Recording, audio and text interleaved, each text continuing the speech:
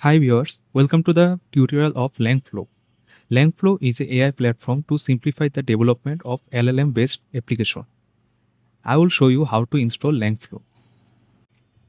To install Langflow, you need to go to the terminal and type pip install Langflow. This will install Langflow. For this, you need to have Python environment 3.10 or higher. Once installed, you will see that it's done, and then you have to type Langflow. A browser link will appear. You have to go to the link for the Langflow interface.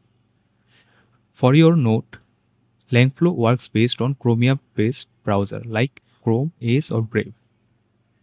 If you go to the Langflow interface, you will see like this and this.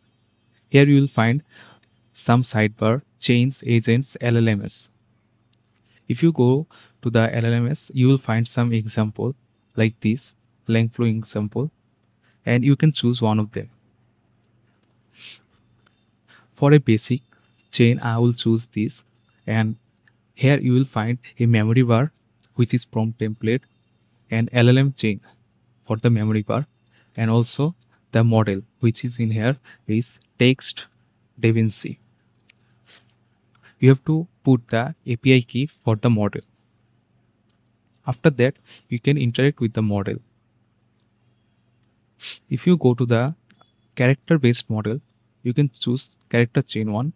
Here you will find a character based. Just like in this image, you can see it's for the character Vegeta from Dragon Ball Z. If you input your key and then choose the character and the model, you can interact with the character. This is a complex model which is vector store. If you don't know about vector store, you can see the Langflow documentation for more. Here you can see web-based loader. This will check the documentation which you will provide. In here you can see it's for rough documentation. It will extract from the rough documentation. Then for the character text splitter, it will split the text into chunks. On Chrome, it will develop the chunks into faster retriever and then store into vector store. After that, the tool will use like the name of the documentation and the description of the documentation. Then the vector tool will be act like the documentation, just like this graph. When you use this, the model will use from the documentation. Just like this, you can create different LLMs. If you find this helpful, subscribe this channel. Thanks for watching. See you in the next one.